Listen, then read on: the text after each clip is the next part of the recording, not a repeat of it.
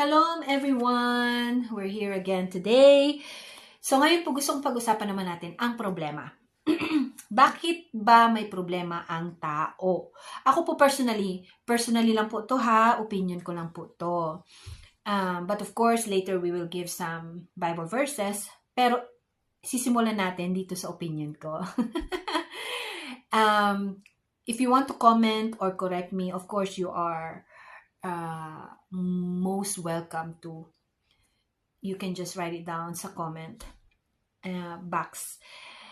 So, bakit ko po nasabi na hindi si Lord ang creator ng problema? Kasi nga po, siya po ay nagbigay ng buhay, di ba? Siya po ay binigay na niya sa atin ang kanyang sarili. Namatay siya para tayo ay magkaroon ng eternal life. Bakit naman niya tayo bibigyan ng problema, di ba? Bakit siya magke-create ng problema para sa atin? Pangalawa, ang will sa atin ni Lord is perfect and good will. Para sa atin, yun ang will ng Diyos, yun ang kagustuhan niya para sa ating mga tao. Ngayon, bakit po tayo nagkakaroon ng problema? Naniniwala po ako na ito ay resulta ng mga maling desisyon natin sa buhay o yung mga disobedience natin, pinapunta tayo ni Lord sa kanan, lumiko ka sa kaliwa, or mga kapabayaan natin, sarili nating kapabayaan na nagresulta ng problema, na nadagdagan pa ng isang problema hanggang sa lumaki na.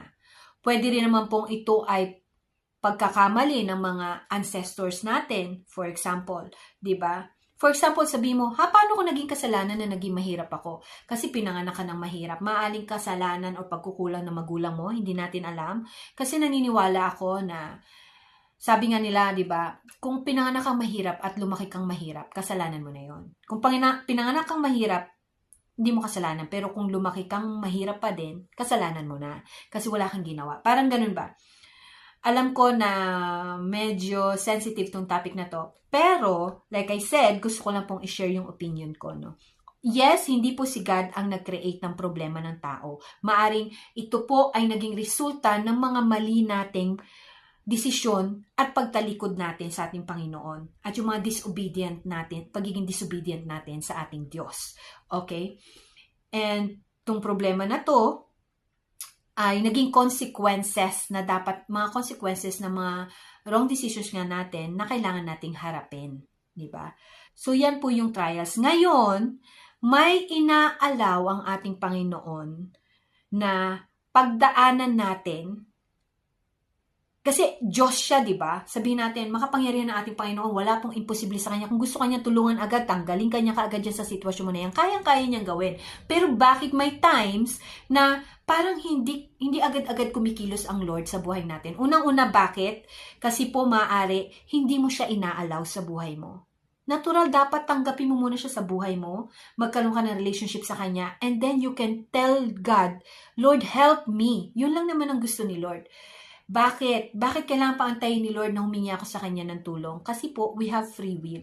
Una-una, yung free will mo na yan ang nagdala sa'yo kung bakit ka may problema. Bakit? Kasi po, yung free will mo maaaring nagamit mo sa maling paraan.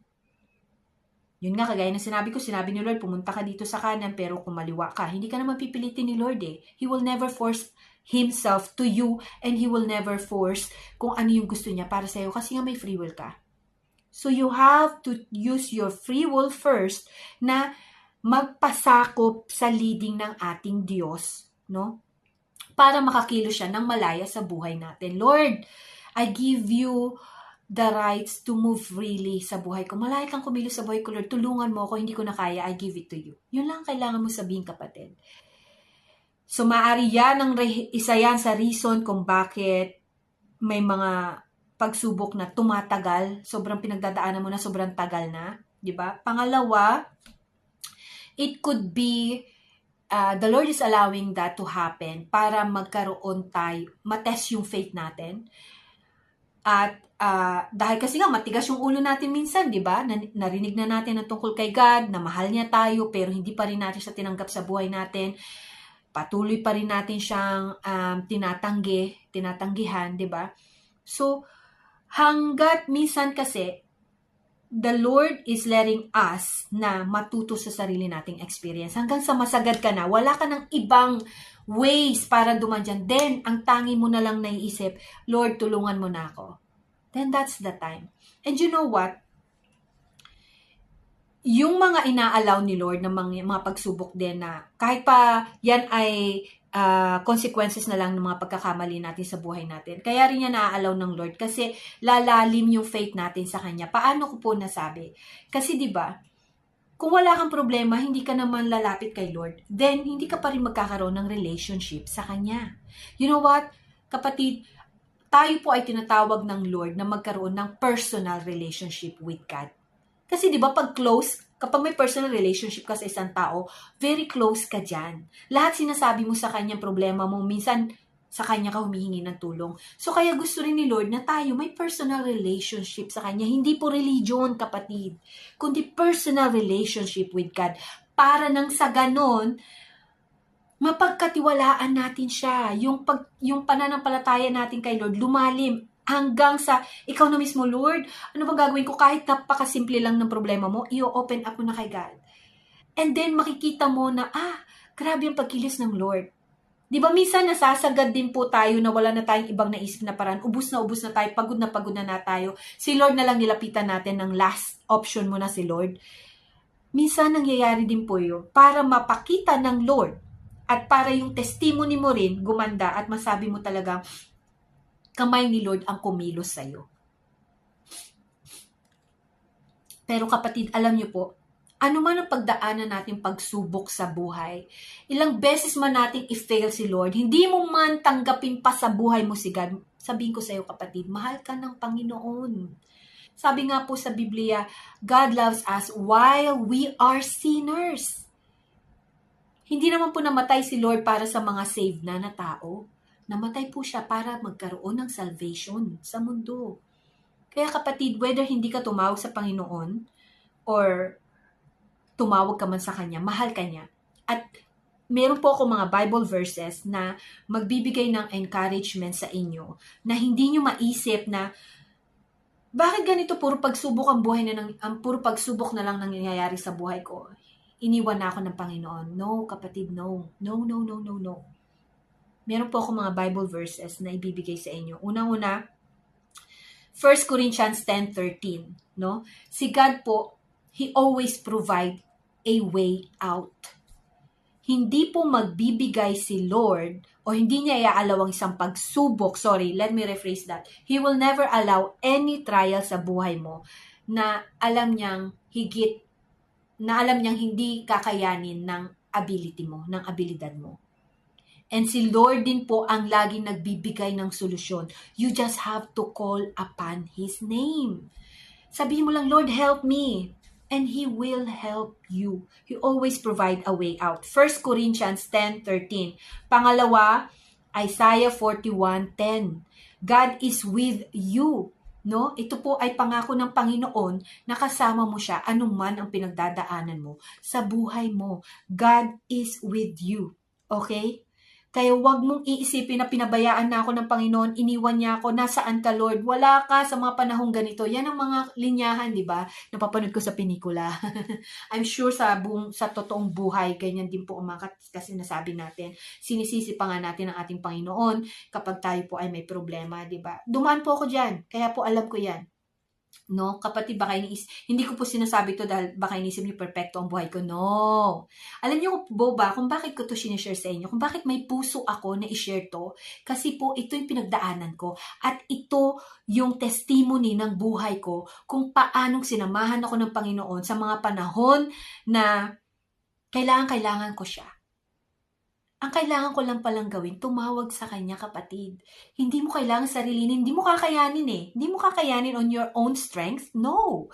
Kailangan natin ang ating Panginoong Diyos, ang Creator mo, ang siyang lumikha sa iyo na powerful. Sinabi po niya, nothing shall be impossible with the Lord. So wala pang imposible sa Kanya, kapatid. Kaya kung akala mo napakahirap na sitwasyon mo, madali lang yan kay Lord. Kailangan mo lang ibigay sa Kanya. Pagkatiwalaan mo ang ating Diyos. Okay?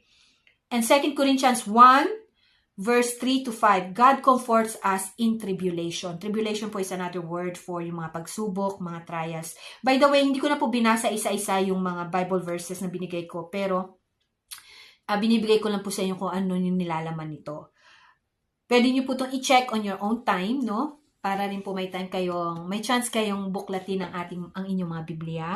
Kung wala po kayong Bible, physical Bible, alam nyo po, napakarami na pong mga Bible apps na pwede nyo pong i-download sa phone ninyo. Yan po yung 2 Corinthians 1, verse 3 to 5. Isulat nyo po ito, ha? And last, James 1, verse 2 to 4.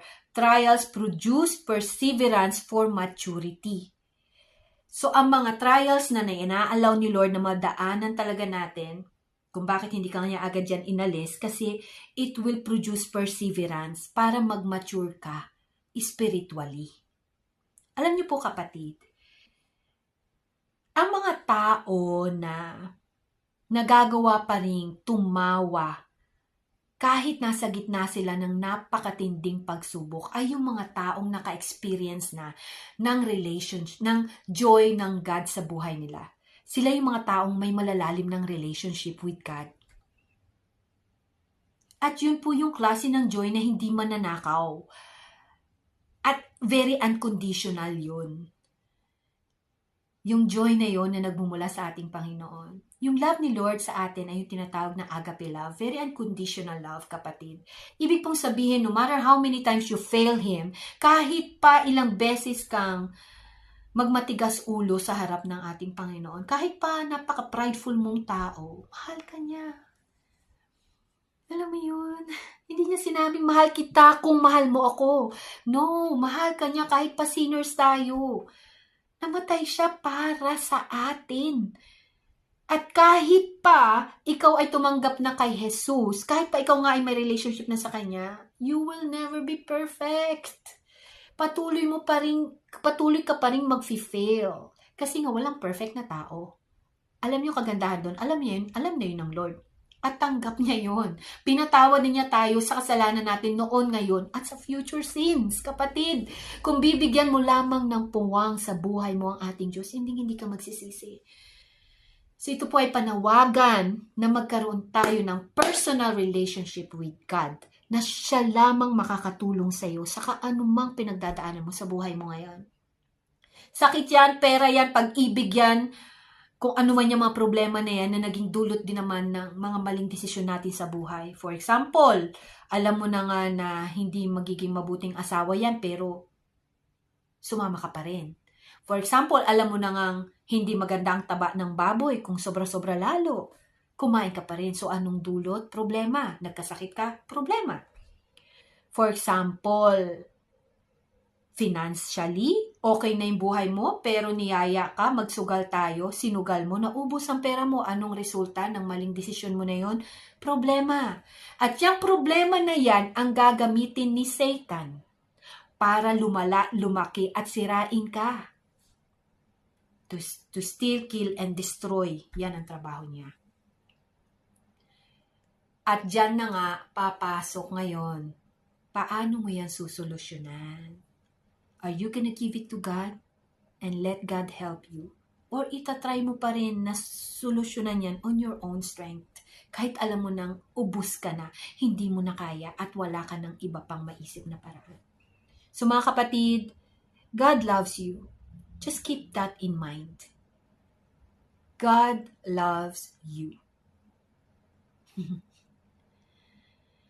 And I pray na kung sino man ang nakakapanood nito ngayon, nakakapakinig nito, I pray God na ikaw po mismo ang maghaplos sa mga puso nila. Give them personal encounter with you, Lord Jesus, upang nang sa ganon, Father God, sila mismo ay maka-experience ng kabutihan mo sa buhay nila, Lord God. And ikaw na rin po, Lord, ang mag-confirm ng mga salita na ito na kanilang narinig, Lord God, para upang nang sa ganon, malaman nila kung may katotohanan ba o wala ang mga narinig nila sa araw na ito. Lord, I pray that you will bless the word that you have given us today, and hayaan niyo po na mag-bear ito ng fruit sa mga buhay namin, oh God.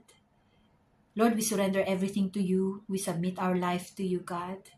And may you bless all the people na nanunood ngayon, Lord God, Father. Bless them, Lord. Help them with every situation na meron sila. You know them, God. Alam mo ang bilang ng mga buhok nila. Ikaw ang nag-create sa kanila, oh God. Dalangin ko, Lord, na imimit mo ang mga pangangailangan nila. Comfort man yan, pera man yan, kagalingan, healing, or mismong relationship with you, Lord. Ikaw na po ang magpuno nito sa buhay ng bawat isa. Thank you, God. We love you. We honor you. In Jesus' name we pray. Amen. So, God bless everyone.